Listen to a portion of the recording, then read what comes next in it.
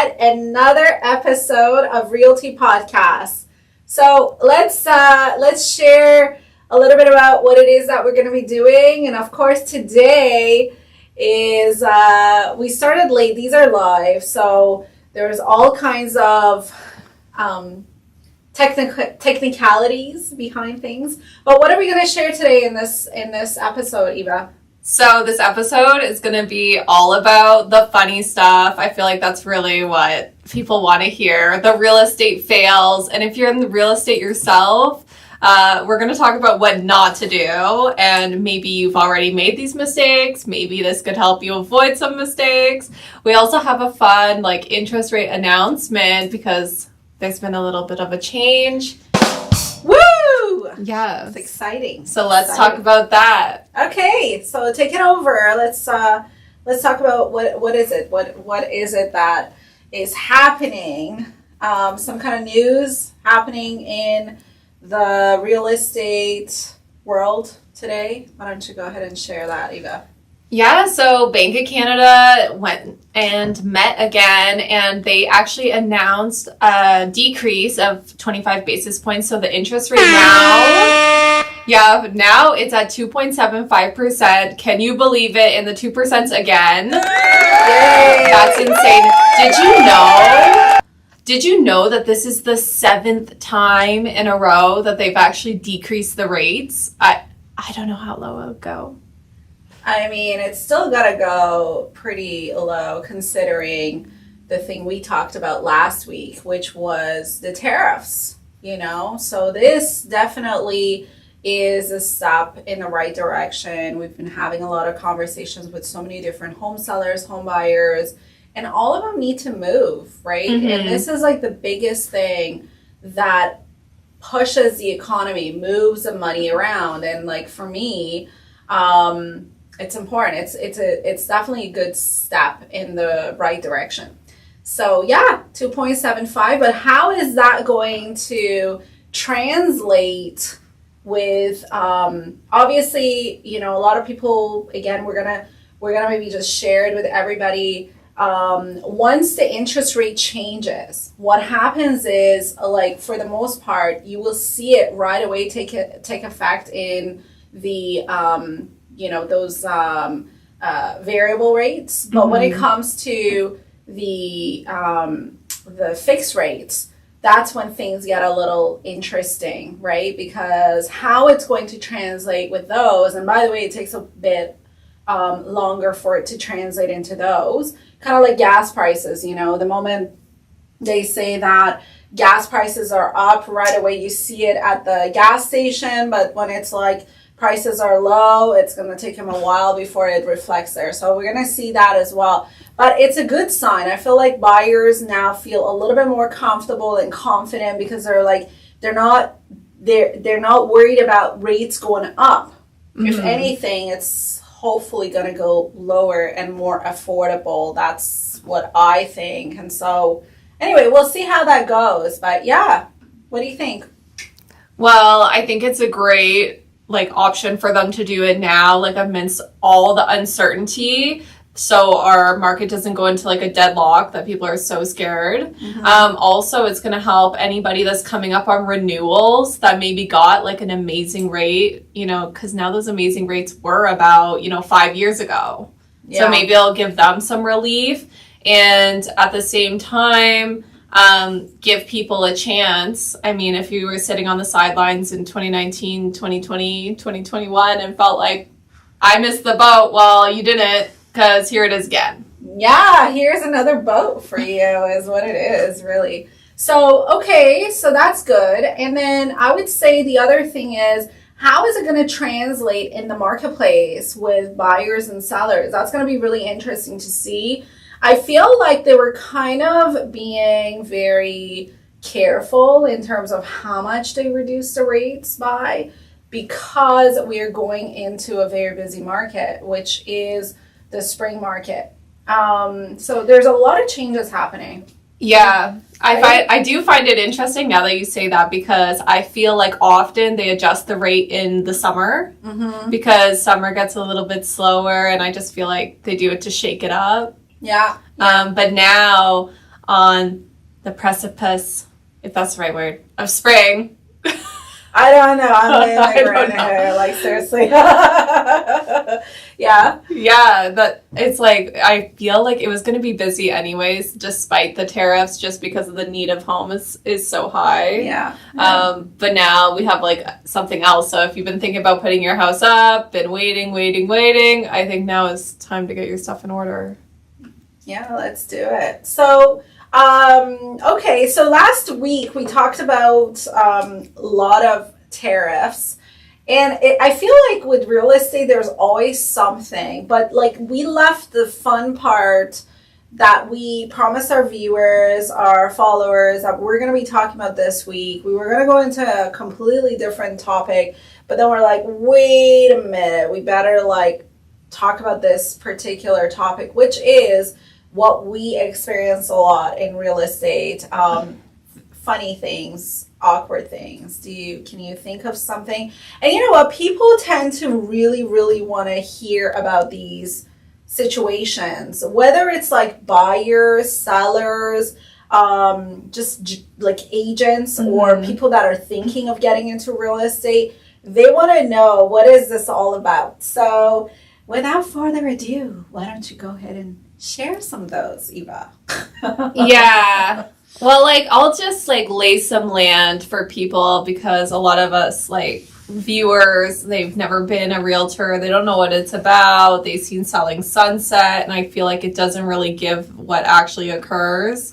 I mean, especially on the buying side and a lot of times on the selling side, you're with these people so much, you talk so much, they're literally like, you're like family, you know, and they really start letting their guards down. You really start, you know, hearing their inner thoughts, their family dynamics, what they think about all different topics, some of the which controversial. And like they really like let it all out, right? Well, I mean, think about it. You're like in someone's home. I don't think it gets any more personal than someone's home. So like, you know, there are some people that would never invite other people into their homes, you know, and that's what it is. Like, they just don't. Maybe, you know, to a degree it has to do with like the way it's presenting itself, so they don't feel comfortable telling people, hey, come look at my home, or they just don't, they want their privacy. So you're in someone's home and people share stuff with you right there and then. And what I find is that a lot of the times people tend to like say stuff that it might very much be in alignment with what it is that we think, but we also have to understand that this is something we do as a professional, so we have to be very mindful of that. But at the same time, I think like there's that balance where you need to be yourself as well. Make sure that you're your authentic self. You're not this other person, right? Yeah. So for the most part, I try to be like true to myself. Like if it resonates with me, whatever it is that they're talking about, I'll be like, yeah, you know what, I chime right in.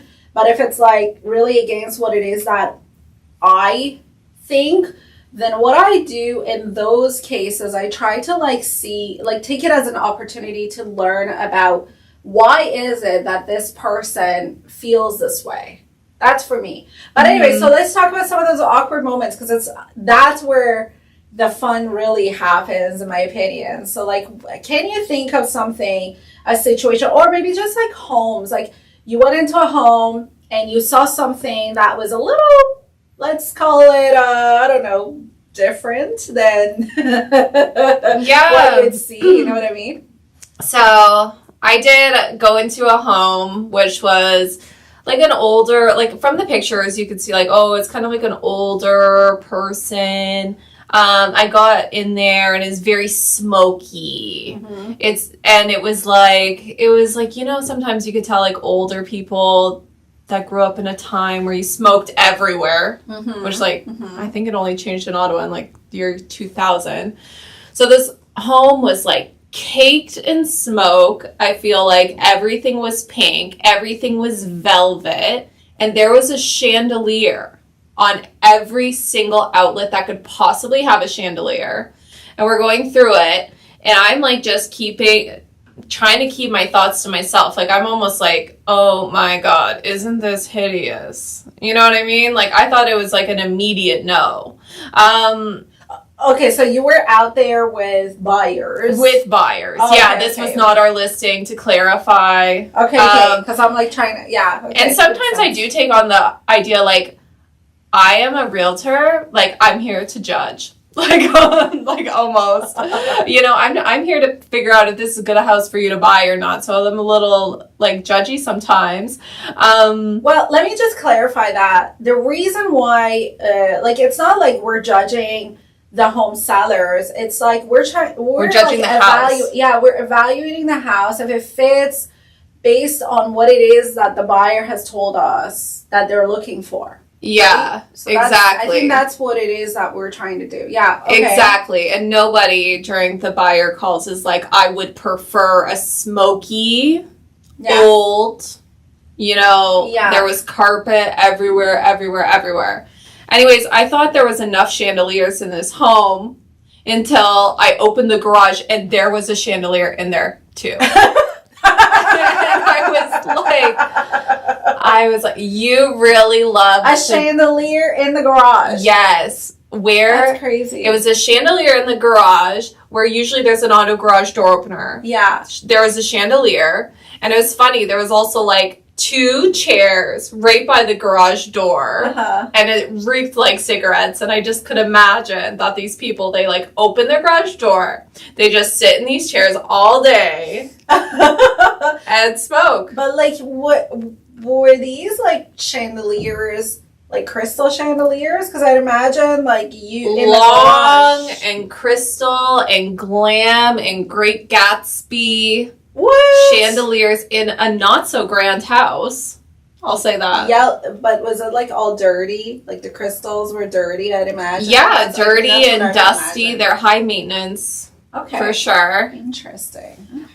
Okay. Like, I mean, we see all kinds of things, you know. I could tell you one time I went in for a home evaluation.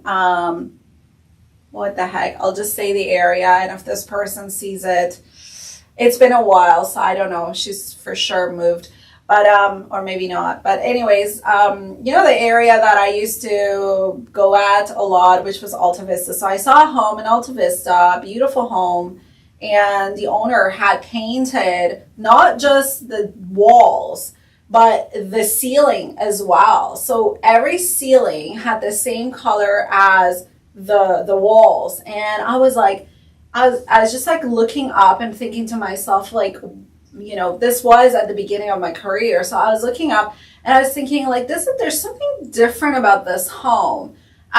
Maybe it's like what people do here in Ottawa. And she's like, no, you know what? I just find it so boring it to be white. So I went ahead and painted all my ceilings different color. And I thought to myself, like, this is interesting. Needless to say, I didn't get the listing, but I thought that was, that was so weird that you have like ceilings, anything but white.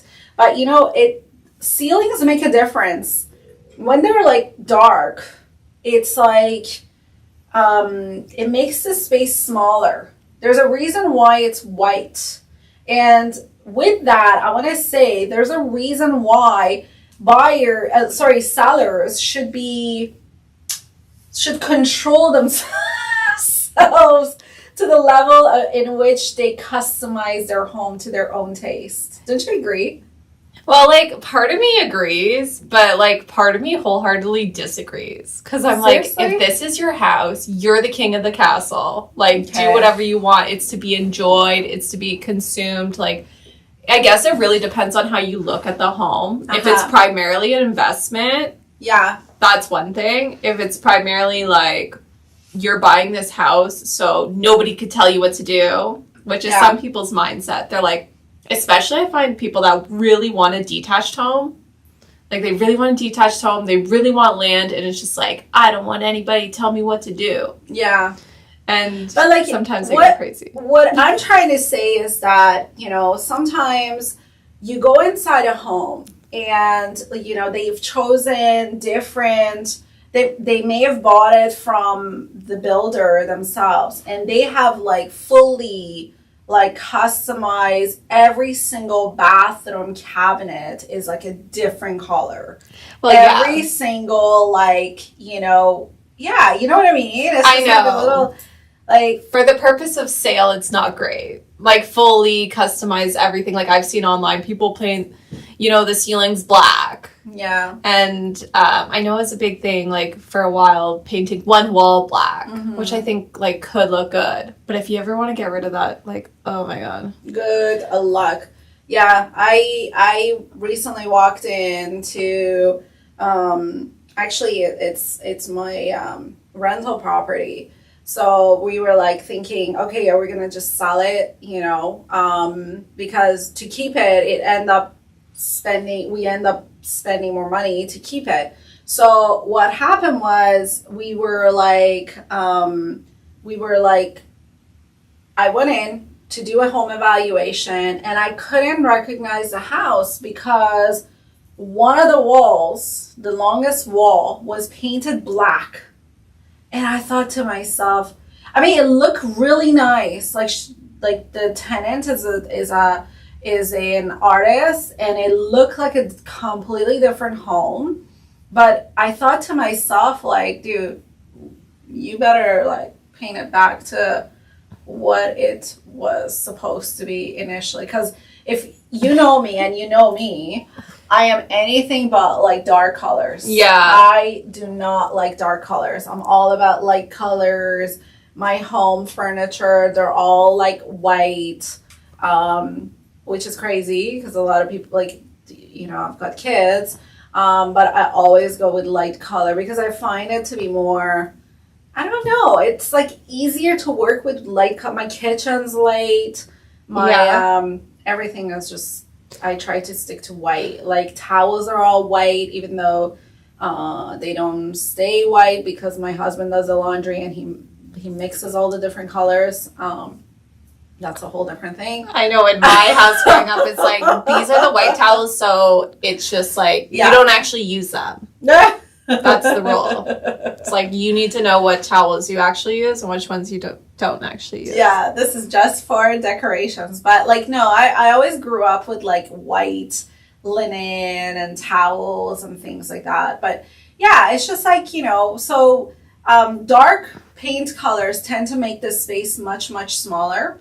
Other things that you can work with to make the space nicer, bigger, is like mirrors and obviously light fixtures. Yeah. Like chandelier, that's insane for me. Like, I don't know if I can have a chandelier in every single room. I like chandeliers, but particular where they go. Now I was just thinking too, because I was just at a design center studio thing for my clients, and they started talking about, like the weight for the fixture, whatever. And it's like, so apparently the standard is like the fixture can be 50 pounds, like on their given one. But if you want it to be more than 50 pounds, then you have to get some kind of upgrade and get like an extra, I don't know, extra strong outlet something. I don't know. To hold it up. And I was just thinking, like, this was a teeny tiny townhome, like with these huge chandeliers. I'm like, did you really reinforce every single one? Because these look bigger than 50 pounds. Like, this was like insane. So that occurred. Some other like times where things are like a little bit awkward are when couples start like bickering and fighting. Oh yeah. Either couples or whole families. And we're there. I gotta say that I've definitely experienced that for sure. Yeah. Okay, so I feel like you have a story that you may have thought about, or something that's happened. Well, Is there something that's happened, I should say? Well, there's been, honestly, many times. And sometimes you have to be like, am I gonna jump in here and help or not? And at the beginning of my real estate career, maybe I would like dabble in and play therapist in the middle of a fight. I would put that on. Gosh, that's like a huge. I would put that on the list of like what not to do. Yeah. And recently I found myself in a situation where it was like an older couple. They've obviously been married like long time. Mm-hmm. And they start just going at it in like a not so bad way. Mm-hmm. But I was just like, man, they do not need to hear from a 20-something-year-old like anything. They do not need to hear any advice from me at this stage of their relationship. You know what I mean? Have you been in the middle of a fight?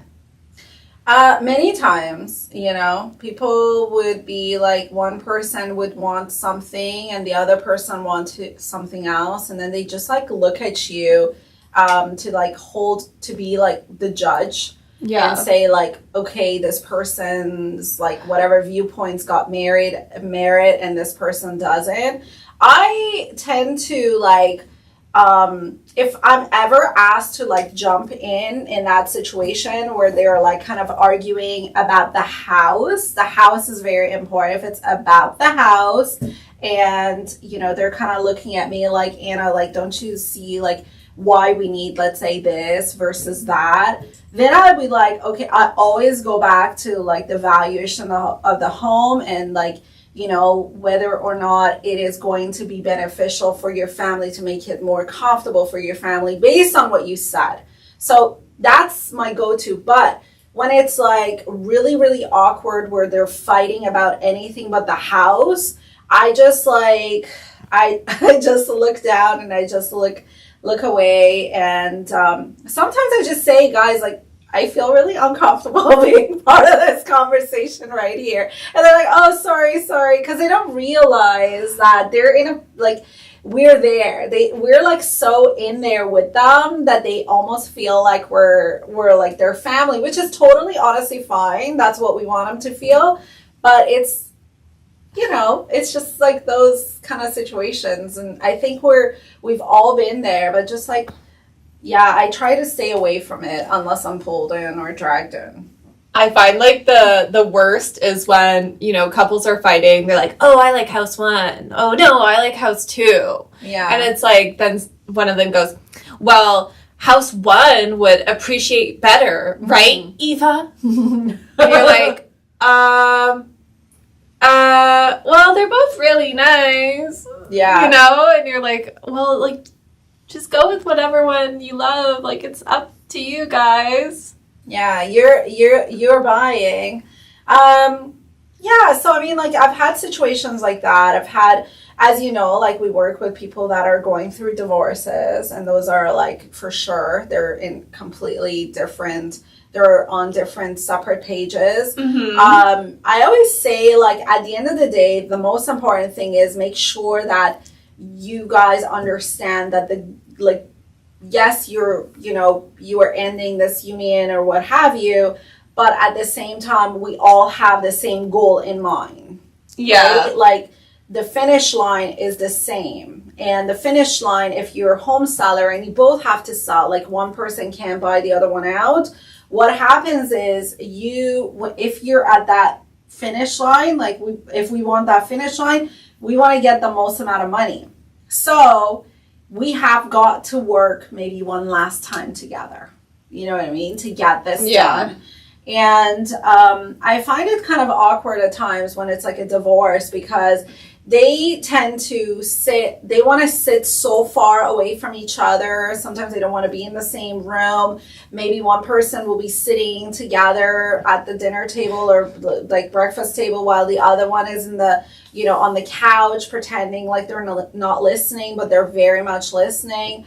But ultimately, like, as an agent, you want to capture, and that I find is the hardest thing, is that you tend to like have a hard time dividing your focus between the two partners or the homeowners all in general, right? And sometimes like the homeowner could be like the parents, you know, sometimes it's like the parents are also involved. One parent is involved, elderly, who's part of that, and like sometimes they don't speak English. Mm-hmm. So you have to change your tonality between, talking to the people that are very like that speak English versus a parent that doesn't speak English very well. Yeah. Right? So like you have to slow it down, use more simpler words, with someone who doesn't speak English, and then you kind of like try to talk to the other two or however many to make sure that everybody feels like they are heard. Because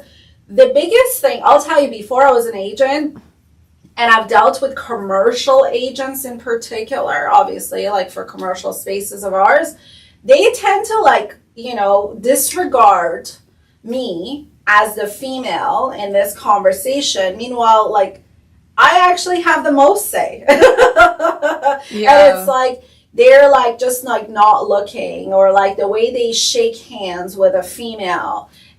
I'm talking about male agents, and most of the commercial agents, I find they're male. Yeah. Like the way they like shake your hand, it's almost, I hate when like they do like this, they like give me your hand. It's like hi. It's like why are we not shaking? We're not equal, I guess. Yeah. Or like the way they like shake your hand is a little awkward. So I think the most important thing is like make sure that everybody who's part of this process feels like they are heard and their concerns are met, and like to me, people think it's like win or lose. No, there can be a situation where it's a win, everybody wins, right? Of course, there's got to be like things where there's never ever perfect, but there's ways in which everybody can be happy. Didn't you agree? I agree. And it is so funny when they're sitting on the other side of the table, like at the beginning of my real estate career when I wasn't, it's just sit down wherever you feel comfortable, and they feel comfortable at the opposite ends of the table, and you're like, it's like you're watching a tennis match. You're like, yes, Mr. Seller. Okay, yes, Mrs.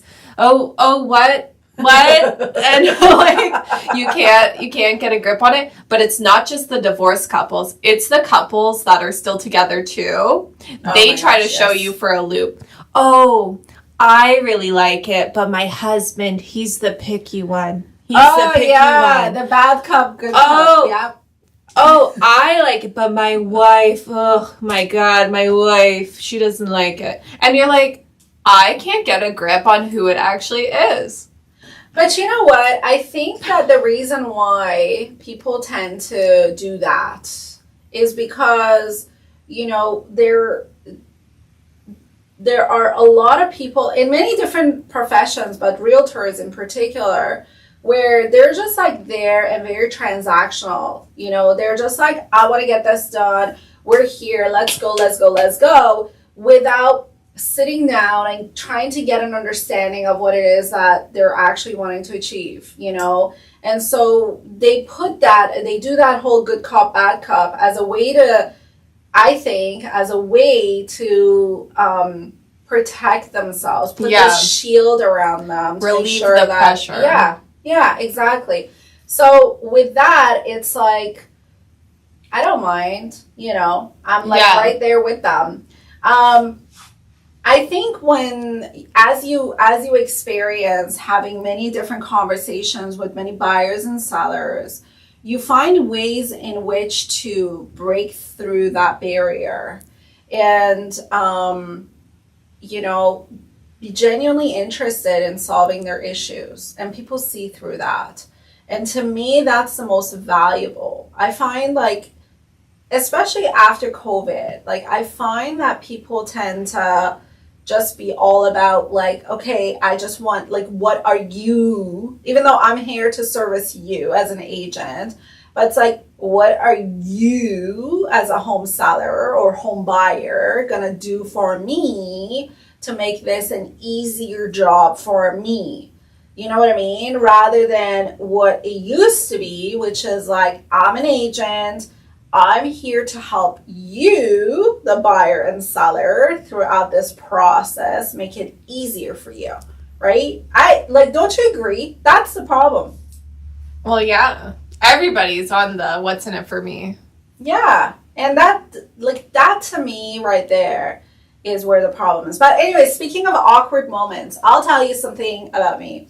So as you know, I came to Ottawa when I came to Ottawa, and I'm going to just share like the Ottawa events and situations because that's where I was like really full-time in real estate. So one of the awkward things that I find, or challenges, I should say, that's happened for me as a female agent is that, and I'm sorry I'm using like female and all that stuff, but this is very relevant to the topic I'm about to bring up. So one of the things that I experience is like as an agent, or female agent, I should say, is that the tendency for we have clients who are just male, right? And they're not married, or, they're single, either they're divorced or they're just single. And I would get like asked for coffee or something like that. And I remember one particular scenario where I went to show property. It was in the middle of the winter, and this is way before, this is very earlier on. I was not earlier on. I guess I was in the business for 4 years at that time. But I was out and showing properties to this guy. And at the end of it, I'm like generally very friendly, and I guess like being super friendly sometimes as a female sometimes can be misconstrued,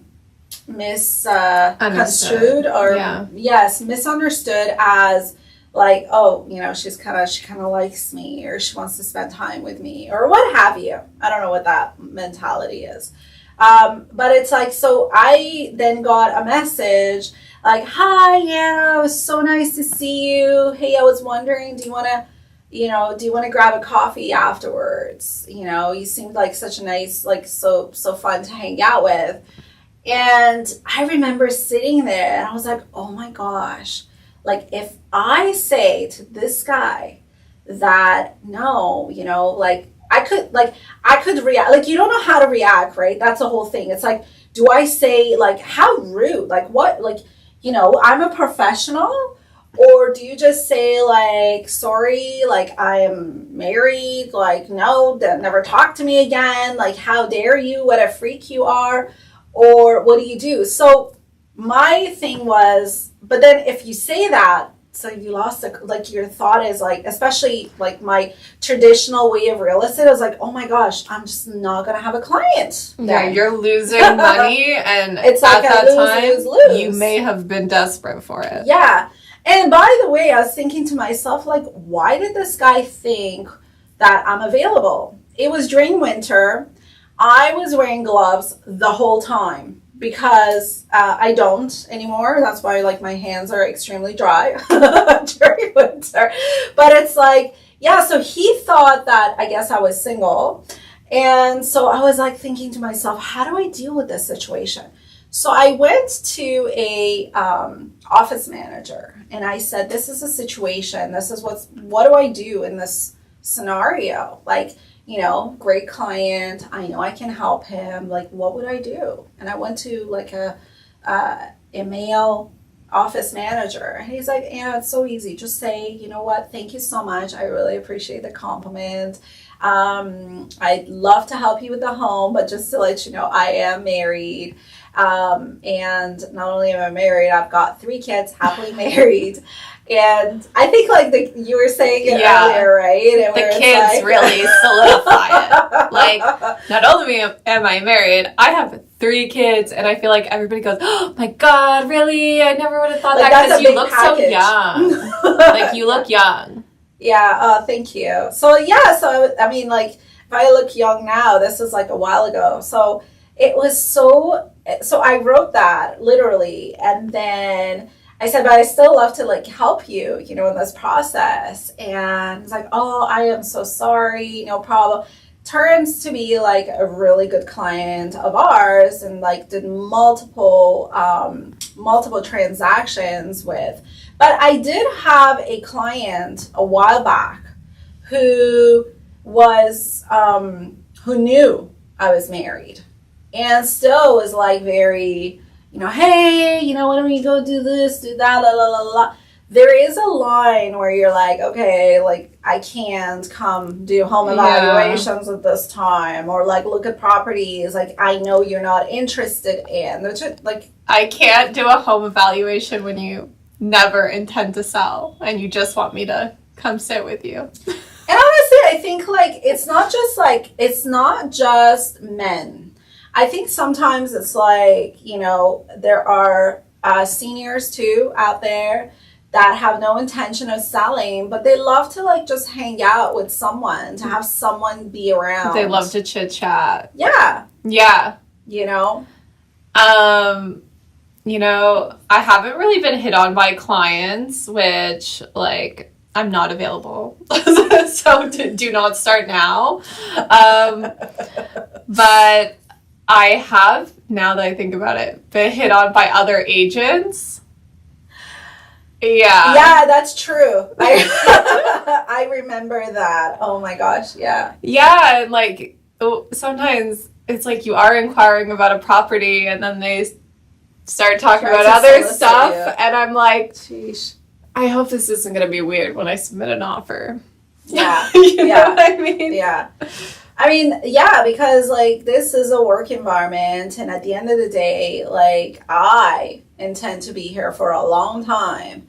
And I don't want this to be a situation. But I'll tell you, awkward situations with colleagues. And that's another thing I think buyers and sellers should be aware of. Because, the real estate world itself, just like any other work environment, there is still a limited number of people in it. And if you intend to be there long enough, you want to be as peaceful as possible to everybody else. And, being part of different brokerages. And, I know of a particular agent where like, they've changed so many different brokerages because, they would just like have a situation with one brokerage and then they would just pack it up, go to another brokerage and what have you. Mm-hmm. And, but the thing is like your problems, like just because you move doesn't mean your problems go away. At the end of the day, and here's the reason why I'm saying buyers and sellers should be aware, and agents, it's like if you're working with an agent that's had not the bestest like relationship with other agents, right? And like now they've listed your property for sale. Guess what? A lot of agents will just say like, you know what? I don't want to deal with this person because this person is going to be a pain to deal with. Right? It's like that. Like, I don't think people understand that other layer of complexity, because it's like, and agents too, it's like agents, look, like you can be a jerk to me once, you can trick me once, next time, because there is going to be a next time if you're in the business, I will know, and your trick, your way of talking, your way of bluffing will not work. So you better watch out. So like that's where your reputation comes. It's kind of like your credit score or whatever. Yeah.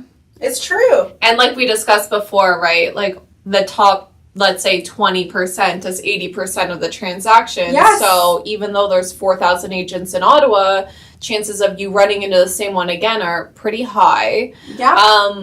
And that's why, as an agent, if you're thinking about what to do, what not to do, don't take on sketchy clients because it will ruin your reputation. Yeah. I mean, I think if you've been a seasoned agent, you will have been on the villain side, the wrong side, 1 or 2 times.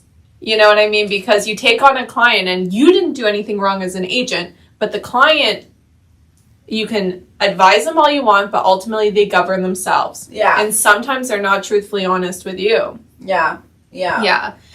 Which reminds me of a time. I don't know when it's so weird. It's like we've spent, I guess, so much time that like, just like as you're going through this, I am thinking of a certain scenario, and I swear I almost can bet that you're about to say it. And this was not rehearsed, but I'm kind of interested to hear what you're talking about. Yeah, go ahead and talk about who you want to talk about, because they are not a client of mine.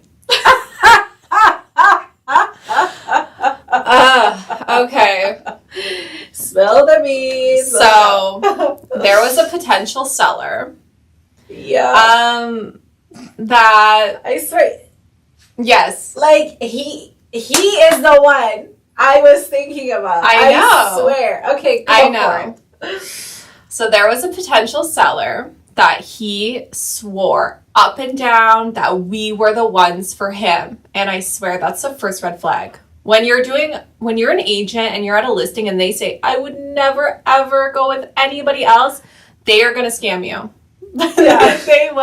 They will not work. So what happened in this scenario? So what ended up happening was, well, he needed to go and rent somewhere first before he, moved out of this place. And because he wasn't buying anything, that's why. Right? Yeah, because he wasn't buying anything. Right. He was on the downsizing or same sizing. I don't know, whatever. Yeah. Anyways, so he tells me that there's going to be money coming from somewhere.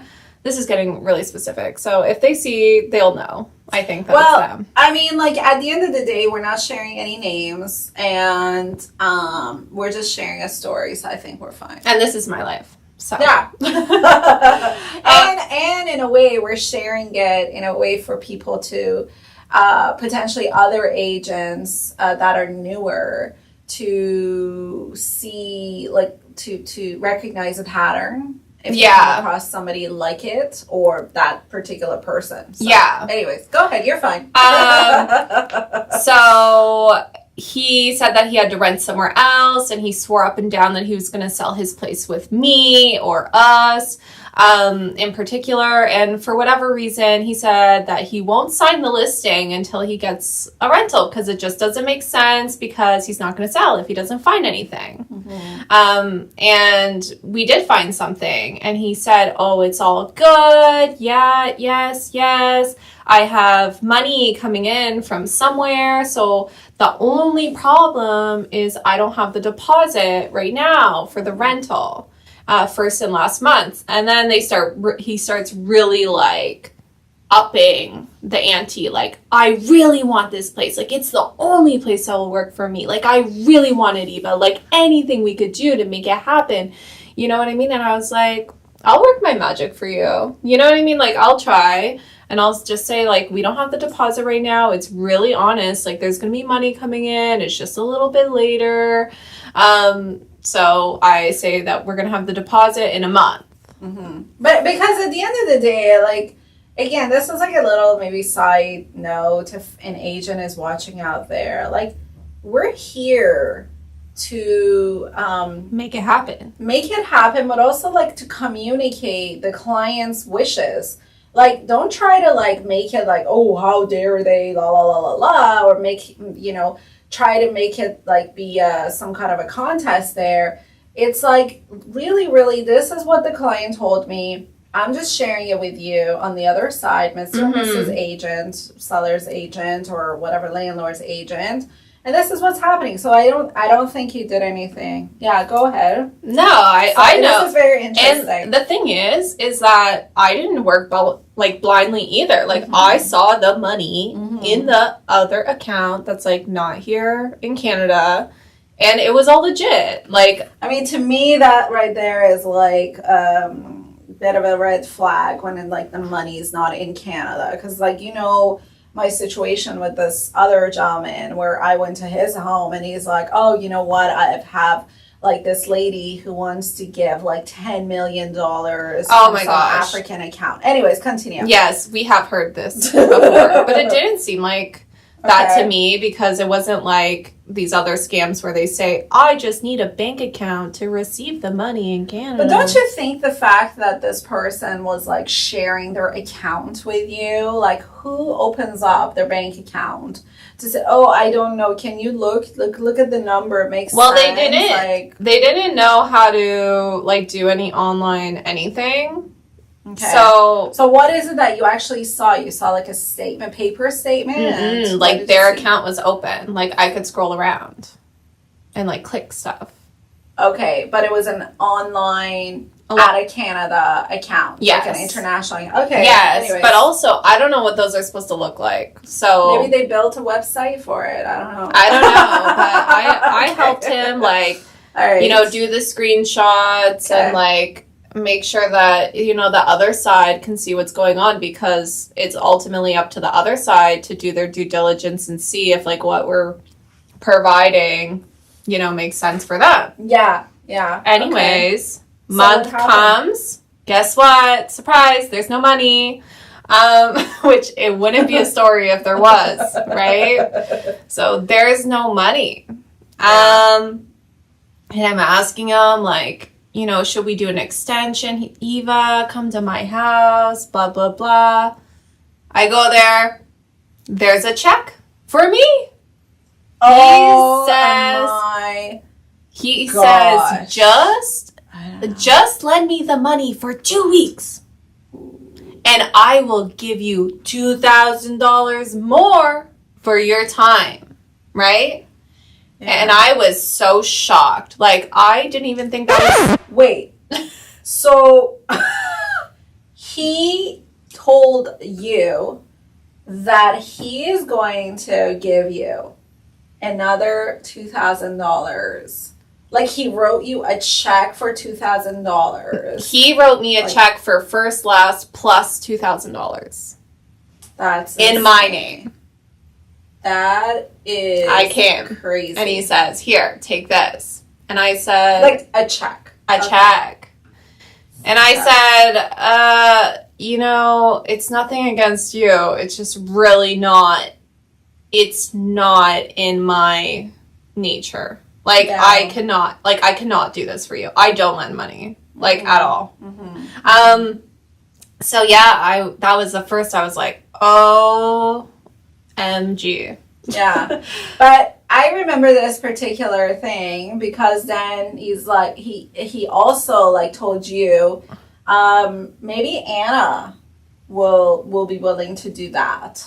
Yeah, maybe Anna will be willing to. And I said, I don't know, maybe she would. I don't know. You know, up to her. That's the thing. And it's like, it is an honest thing, like, oh, well, if the money's really coming and you're going to sell with us, like, maybe there's a way to make this work in my head, you know, and it was just... But here's when things got a lot more interesting is when you and I were talking and, you know, this is like months and months. This happened like 3 months later, like money's still not coming. And like, you're having conversations with the other agent and letting the other agent, hey, you know what? Money's coming. It's somewhere in the mail. And he lets me keep pushing the date when the deposits due. Did he offer like extra money to the landlords too? Yes. And what about to their agent? He was offering extra money to everybody. Like when we wouldn't lend it, he was like, "Well, tell the landlord that." You know, I'll give first, last, plus 2,000. Oh, we have to push again, plus 3,000, plus 4,000. And it was like, I was like, what is going on? Like, why do you want this unit so bad? Is there money in the walls or something? You know? And then finally, like, the agent's just like, Eva, like, let's cut it off. Like, this is not working for anybody. And I was like, thank goodness. And the problem with that is that, like, you have, you're now involved. Your name is now attached to this person that is, like, not doing things. Like, you, what are you supposed to do? I don't believe you. Like, I mean, we can't say that, right? Like, I mean, we're here to help you. And while we're under contract, I have put in writing that I'm there to represent your best interest. And I did see that there's money there. Did I, was it... Let me just say something real quick. Sorry. This is, I think, very important. A lot of people don't understand, and it's because, truthfully, I think a lot of agents don't understand. When you sign a buyer representation agreement, okay, or tenant representation agreement, you are now bounded by law that you have to protect and represent this client's best interest. Meaning, you have to do whatever it takes as if it's your own. Mm-hmm. You have to do whatever it takes. You have to make sure, you have to maintain confidentiality, all of that to get this thing forward. Now, here's what buyers don't understand is like, they're like, oh my gosh, now I'm stuck with this person. Oh my gosh, now I'm their, I'm their hostage or something like that, right? But the thing is, like, understand that, no, as much as you're hostage, we're hostage to you by this agreement. But the problem is a lot of agents use this really as a way to hold the buyers or the sellers a hostage. And that is a problem. But anyways, continue. So like, yeah, you were under the agreement with this. Yeah, and I was operating with this in mind, but it got pushed so far I wasn't under agreement anymore. Yeah. And I was saying... Oh, like you mean like the date just passed that? Yeah, like it was pushed so long that, even my representation agreement expired. Mm-hmm. And I was like... I was, even torn about what is the best outcome for this. I'm like, either you get the unit and I'm like hoping that everything he says is true, you know, even though it looked all true to me, but it was just like, there's something about you that never requested this money or the money's in the account and you promised it to maybe he owed everybody money. Like, I'm not sure, right? But legit, like months and months went by and nothing. And I'm like, is the money in yet? Is the money in yet? Oh, money's not in yet. Yeah. So what happened finally? Was it the other agent that said, I'll just take it over? And he said, like, Eva, it needs to be today, or, like, please just do the cancellation. And I was almost like, this is so uncomfortable for me. Like, because this guy, is asking me for money and all this kinds of stuff. So, yeah, eventually it ended up ending, but the real twist of the story was, by the end of it, his property was listed with someone else. What? And I'm here like a dum-dum thinking that I have a listing. Like a Dumbo. Yeah, it's like doing everything proper to make sure this guy's good to go. The only reason in my mind that it was okay is because of this listing. Like, that's the only reason it was okay. Yeah. Like, we were talking on the phone about it. She said, I just want to look up the building. I said, yeah, that would be fun. See what's up there? Oh, his listing is already up there.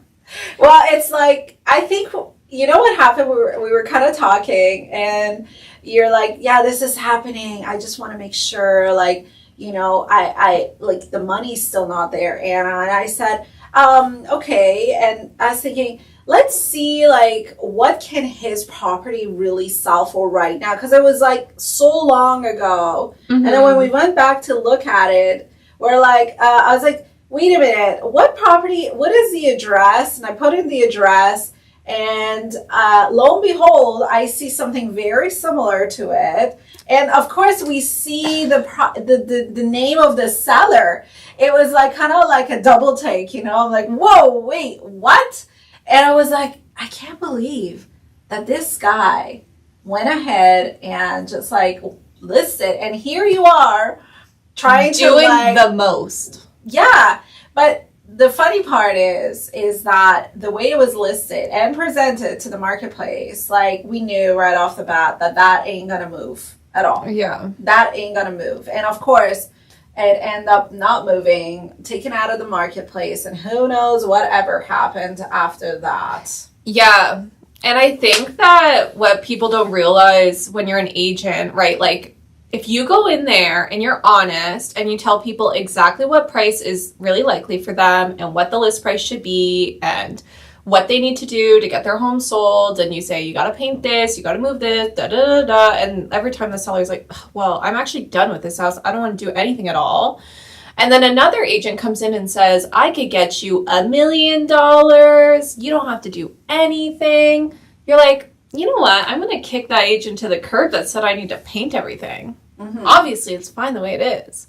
So you end up going with the person that overpromises and most likely underdelivers instead of the person that actually gave you real advice. Yeah. Right?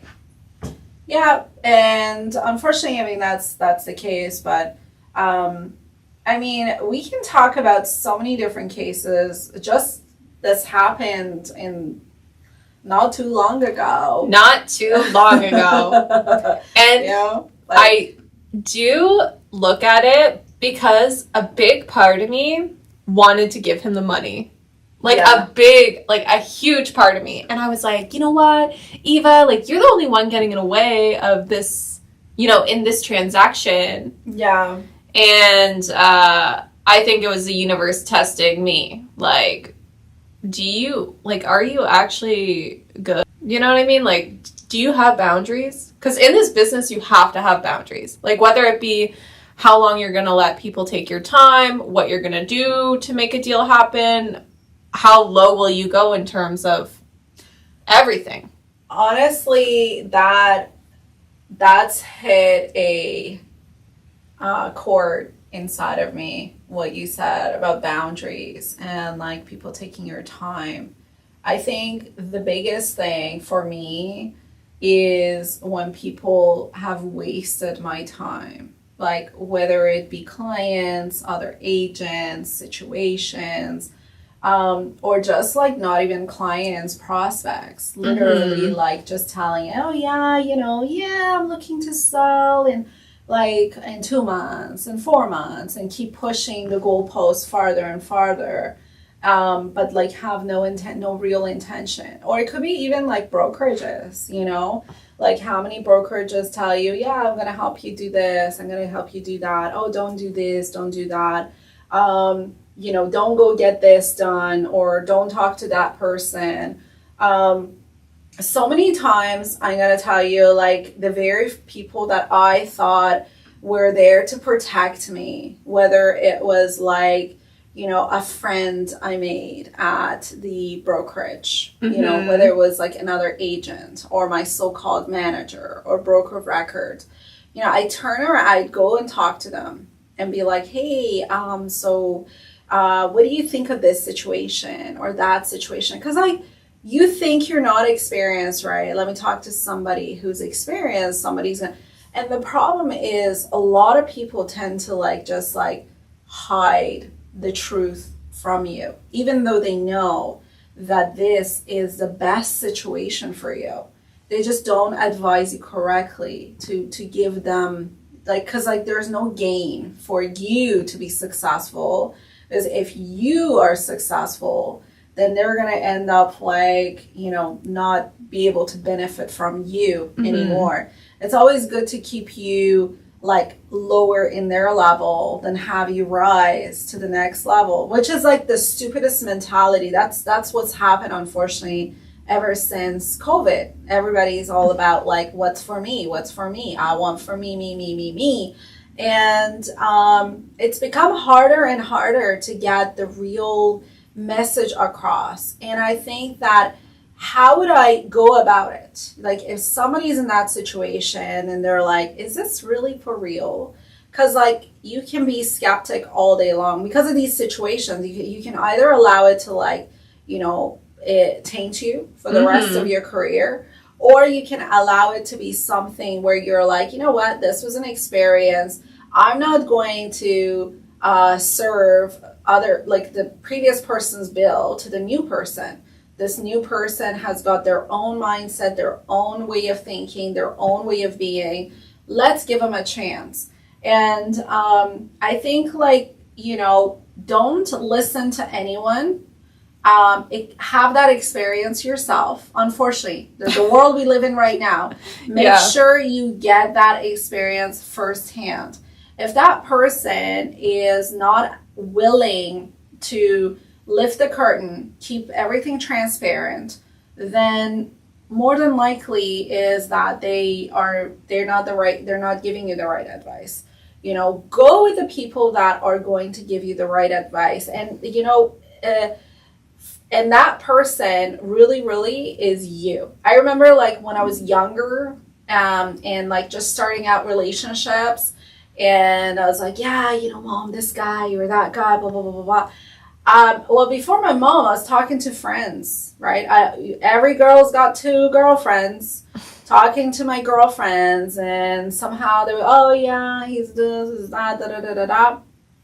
And thank God I learned earlier on that the only person, and that's like my advice that I would give to any young female out there, if you have a great relationship, of course, with your mother, but like, you know, the best person or someone that they've got absolutely no gain, like not your, like they're not in the same age group as you. Yeah. Or like, you know what I mean? Like that's literally, that's what I'd say. Like, talk to someone that there is absolutely no gain. They get no gain from like telling you do this or do that. Like, don't go, let's say, you know, like agents, for instance, right? Don't go to your current broker manager and say, hey, do you think I should do this with my real estate business?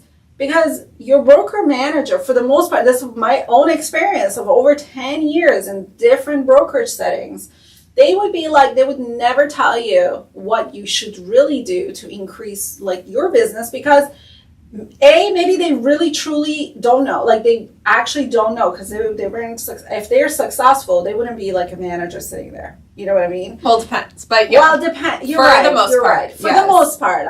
You're right. There's always those exceptions that are exceptional, that are amazing. And I can think of many of them like that. But for the most part, most big box brokerages, the manager that's sitting there, they're not going to sit there and tell, oh yeah, go ahead and like go and do this because you're going to be successful, because they never figured it out themselves anyways to begin with. Again, for the most part, I'm not saying like 100%, but let's just say 85% of them. Okay. Or maybe they want to keep you away from that, because if they keep you away from that, there's more benefit for them. And the benefit is, what if you get to be more successful than them? You're going to go get their job. You're going to compete with them. Yeah. Do you see that though? Yeah, but there's also like unique experiences that we see, not in terms of like working in real estate, but being a client yourself, getting advice from your friends. They don't want you to have a bigger house than them. Yeah. They don't want you to get a better deal than them. And sometimes they don't even want you in home ownership at all. And it could very well be just as close as, honestly, I've seen it, as close as your siblings. Yes.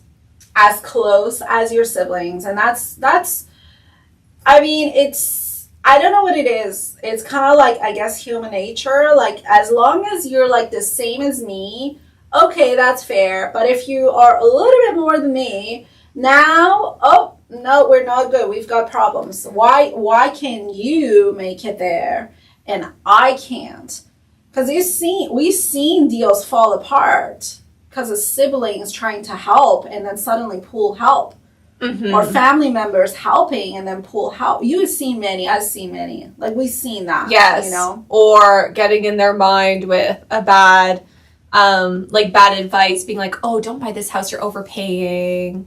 Da-da-da. Like, just, and we know, well, I feel intuitively that it's not real advice. And if it is, it's really misguided. But not only is it in real estate, I find we're really into like personal development. I think every business owner is. Any everybody should be into personal development. If you're not getting better, you're getting worse. Yeah. But every time you try to change your habits, I feel like there's people around you that are going to feel uncomfortable that you've changed and they're here being the same. And that's the same thing. I feel like sometimes when you speak like big things into existence, you tell your friends or family, oh, I want to be a homeowner. And they're like, well, it's way too expensive. Like, why would you ever do that? Like, you don't need to do that. Mm-hmm. Or I want to post videos on TikTok. You don't need to do that. Why are you doing that? Oh, you don't need to do these lives. Why would you do that? Why would you put yourself out there? Why would you do that? Yeah. Why? It's like, nobody watches it. What's the point? But that's the truth though. It's like the moment you become a little bit better, like you try to improve your life, somehow this affects like how they see themselves in their lives. Has nothing to do with you. Dude, go do your own thing. And it's okay. Go be a homeowner too. Go do a bunch of other things. Go do TikTok videos. Go do you. And like, let me do me. But that's the problem. I mean, it goes all around. And it doesn't matter. Like we're talking about from the real estate perspective. But that's the reality of things. That's like with everybody. With everything. Yeah. So, I would say unless you saw something with your own eyes, seeing is believing. Yes. And if at times I'm like, well, if you saw something, right, and it wasn't good, at the very least, you got the experience, you now know firsthand that this didn't work. That this was a scam, that this was a whatever. If there is no like, what's that word? Like financial investment required from your side, and it's absolutely like there is no, there's no loss whatsoever. Why wouldn't you do that? Why wouldn't you take the time to figure out, hey, you know what if, like, everybody's so focused on, like, oh my gosh, it's not going to work. It's not going to work. It's not going to work. It's a scam. It's bad. But it's like, what if it does work? I think that's the difference between, like, winners and losers. Because winners, they're like, what if that, like, 0.0001% chance that I will win? Like, why do you buy lottery? It's because, you think, what if I do win? You know what I mean? What if I do win the jackpot of like $70 million, $80 million? Yeah. Right? But I think it has like a lot to do with your identity. Like in my head, like I am a lottery winner. Mm-hmm. It just hasn't happened yet. Yeah. Like even a conversation with It's so, honestly, to me, that is so, so true. It's all about your mindset. Are you a winner? Are you a loser? Can you see yourself be that, Yeah. Do you believe that you are worthy of that? Deserving of that? Yeah. So, me and my mom were just having this conversation and Hi, Mom. Hi, Mom. You're probably watching. So there's this theory. It's crazy I haven't met your mom in person, though. I know. So close. It is crazy. Yeah. But so there's this theory that whatever life that you have, like you picked it, like you signed up for these like soul contracts, like you have signed up for every challenge. This experience. Yeah. Life so is called life. Yeah. Yeah. So every challenge, like you signed up for it, blah, blah, blah. And I was saying, like, I hope I just picked this life as a vacation life. Like, I hope I came here to just enjoy. You know what I mean? And hopefully the challenge that I picked for myself was winning the lottery. Yeah. How would I deal with the challenge of winning the lottery? I love that. Yeah. So I hope in the future we can flash back onto this. But I feel like I already won the lottery. I do too. I mean, like, people tend to, and I say this to certain people in my life, where, like, it's easy to focus on the bad, because your mind automatically does that. But you just really got to focus on the good. Like, I'll tell you, the challenges that we have, right? It's like to get our name more out there, for people to see, like to help more people change their lives, right? But there's a lot of noise out there, and to cut through that is what's hard, right? But today, when I was going to Starbucks, and there's no endorsement there, so please. But anyway, so I like this one drink of theirs. So when I went there today, share the drink. I'm so into matcha oats, strawberry. So yeah, so when I went to get that, and it's because it's just like not sweet, and I feel like you're not really drinking coffee, but there is caffeine in it. And it's just such a good drink. Anyways, so when I went to there and I came out, I saw this person, this gentleman sitting there, all dressed up, like as if they're at the office, really. And I was like, oh my gosh, like some people work at the office. Like this is their office space. And I thought to myself, like, what am I complaining about? We have a good thing going right now. Like, why am I complaining? We have a good, beautiful office space. We have like beautiful people working together towards the same goal. Like they're so committed. Mm-hmm. We just want more people. That's okay. It's happening. It's coming. They're going to find us. They're going to get the vibe. They're going to get the feel for what it is. Yeah. Our clients already feel the vibe. That's why we got multiples of them. And we just want to get more multiples of them by bringing in more help is what we want. And it's like, honest to goodness, that was the thought process. I was like, why am I like thinking the negatives? Like, it's such a beautiful day. We got this beautiful office.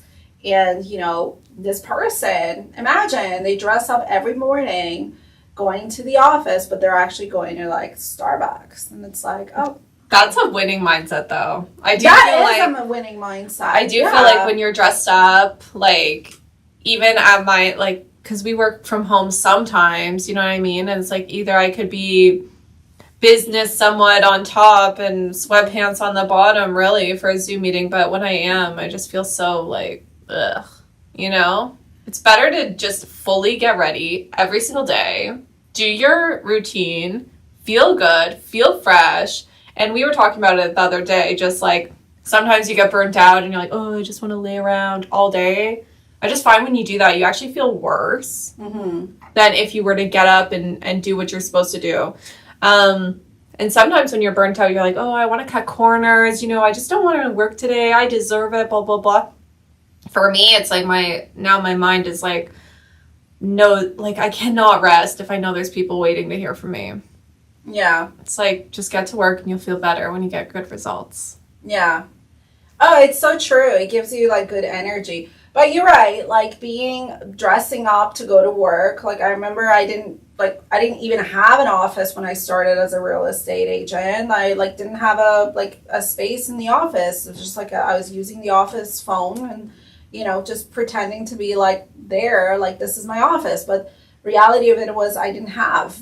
But I kept doing that same thing over and over, and it's days after days after days and years, and then you just got to keep going and not give up. But anyways, we went really, really long today. I know. Just because we don't have anything after. I do. Well, I'm actually in the middle of negotiations, but it's like I don't have anything. I don't have anything, but I'm going to jump on the pod real quick. Yeah, so, but I mean, it's good to have been able to, like, I guess, go through this, and hopefully some people, like, listen and found it interesting.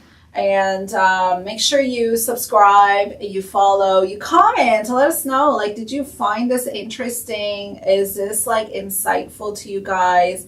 Do you like this kind of topic? Do you have anything that you want us to delve into? We read every single comment, whether it's public or private.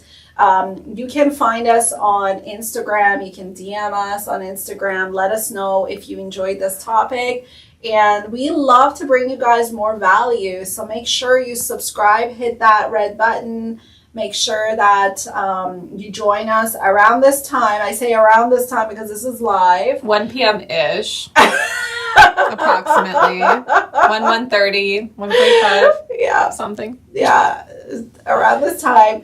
We'll try our best. But, you know, we're so excited to share with you guys some of the things that we have experienced in hopes to bring you value, in hopes that you don't make the mistakes that we've made. We're not holding anything back, absolutely transparent. And we really appreciate whether you're our client or it didn't work out or you're about to become our client. We really appreciate you. We appreciate the opportunity that you're giving us to bring you alongside this amazing experience called life. So thank you so much for being here, Eva, sharing your awesome stories. Chandeliers! Woo! Yeah. Any final thoughts? Have fun. Send us messages about what you want us to talk about. If you're an agent watching, creeping, and you're thinking about, maybe I'll join a team, join ours. Yeah, absolutely. And that's it. I love it. Thank you so much, guys. All the best, and see you next week.